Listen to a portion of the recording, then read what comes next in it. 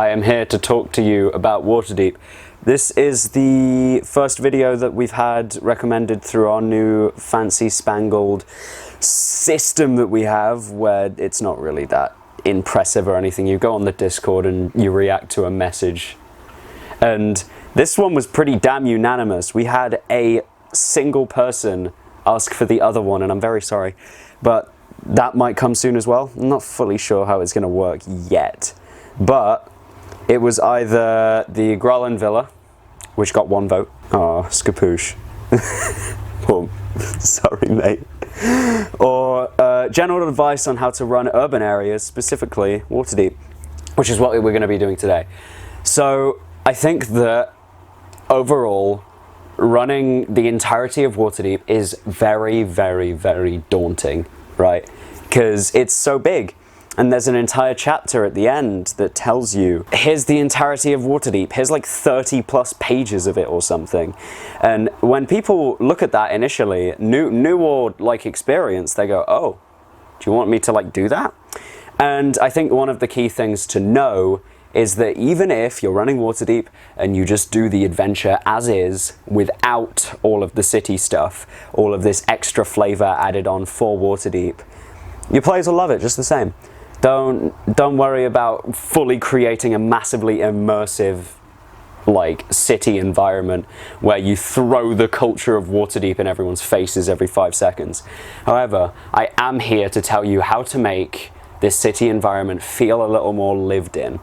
So for one, Waterdeep does that by itself by being Waterdeep. It has quite a legacy by itself, but just in the way that it's presented to the players, there's plenty of stuff that can give it a lot of legacy. So the Black Network and how the players are going to be getting involved with that, and the factions make the city feel more deep just as a default, and that's stuff that's always in the book. And then there's the stuff like the walking statues of Waterdeep, which owe a lot of interesting flavor to the place and give it a nice little edge that makes it a slightly more dynamic than a place that doesn't have massive walking statues. Now, I haven't run Waterdeep in a while. I haven't run a larger city setting for a while. The closest I've been in the last maybe 6 months, perhaps, or at least 3, is running Port Nyanzaru in Chult.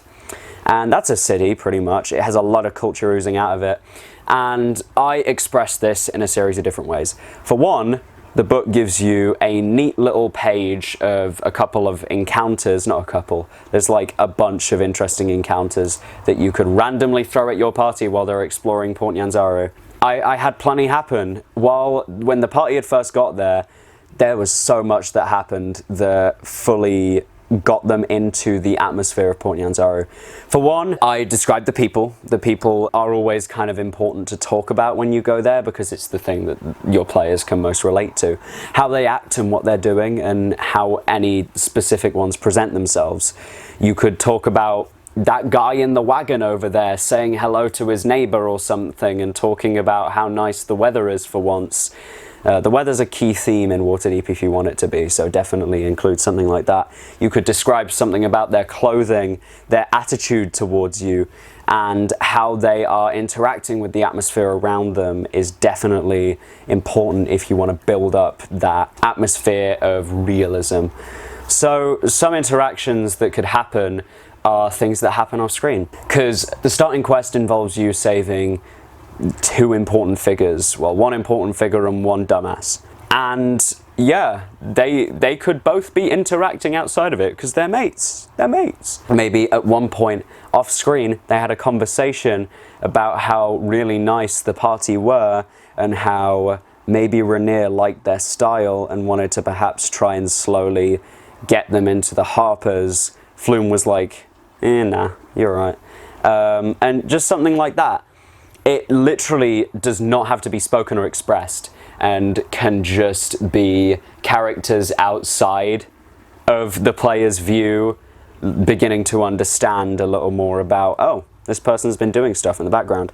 Don't have to be obvious with it at all. Another thing is, and I know it's a little annoying, but the book presents taxes and costs for travel. And due to how fluctuating with money Dragon Heist can be if you don't run downtime, I think that actually keeping track of taxes and like travel, if people want to take wagons across town, might be a good idea.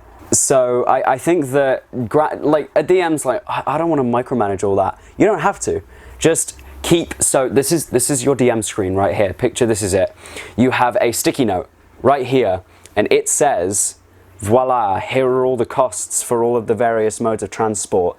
It actually even says on here, if my memory serves me, it has the costs for stays at inns, the cost for food, drink, and lodging here. And does it tell you about renting transport? Yes, services.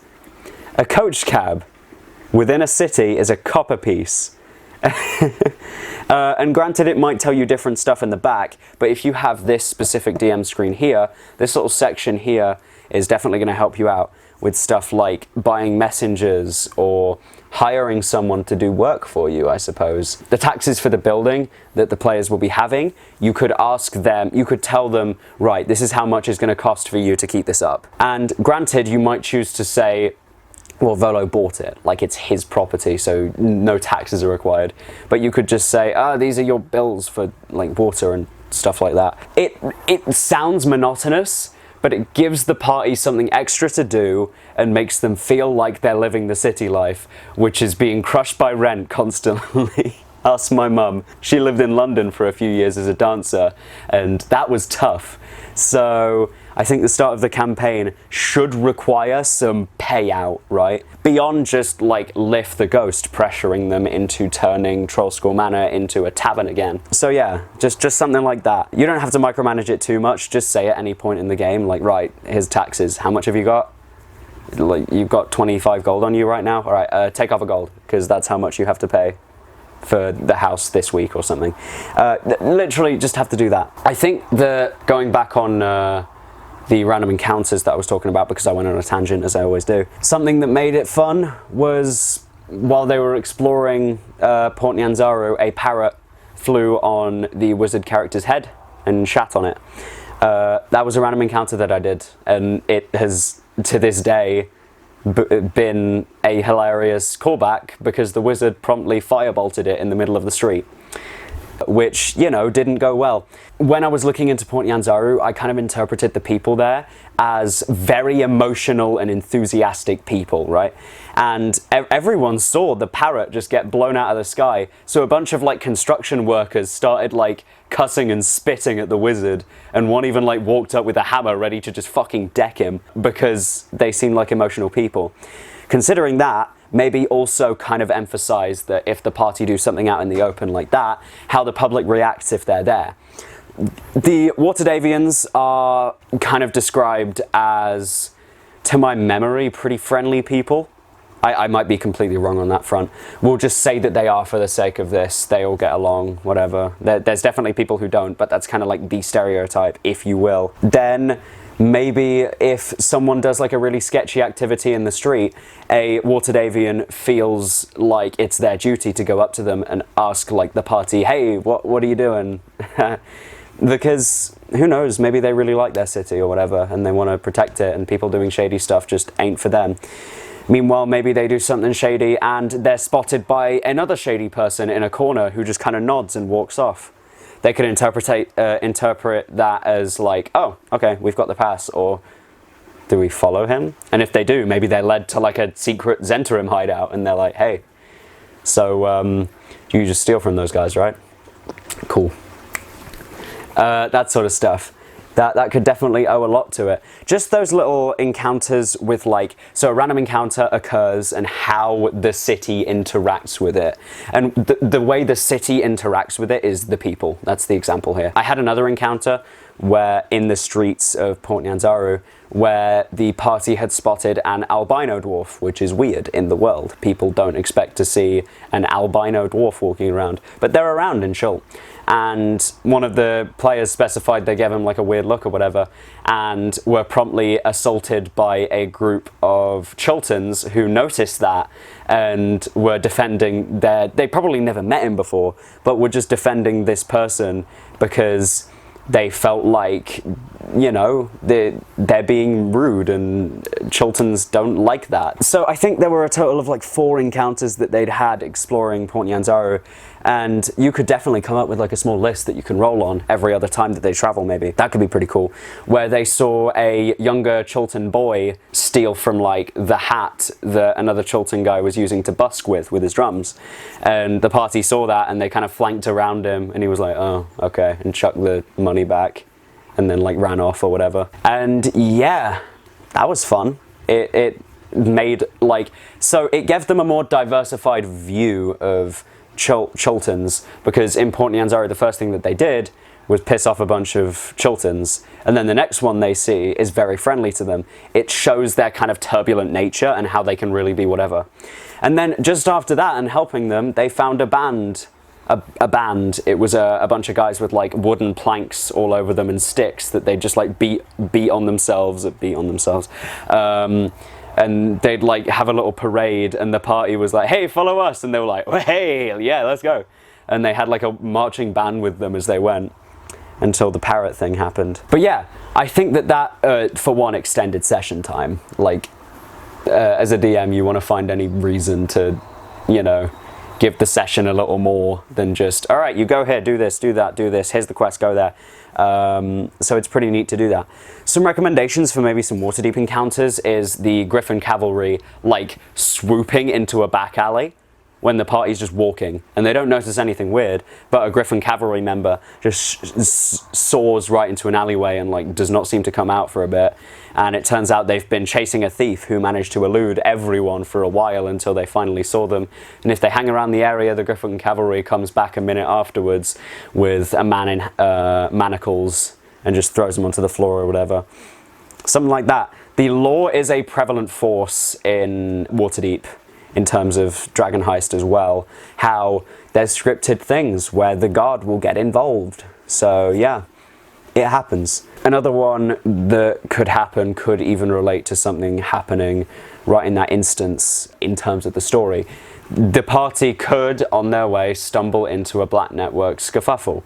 Because part of the Waterdeep Dragon Heist problem is that the war that's going on underground is seeping overground. And I think that you could definitely create more of an atmosphere that does that with a random encounter where maybe a couple of Zentarim thugs are pestering a goblin on the streets because they're like, it's probably a Xanathar.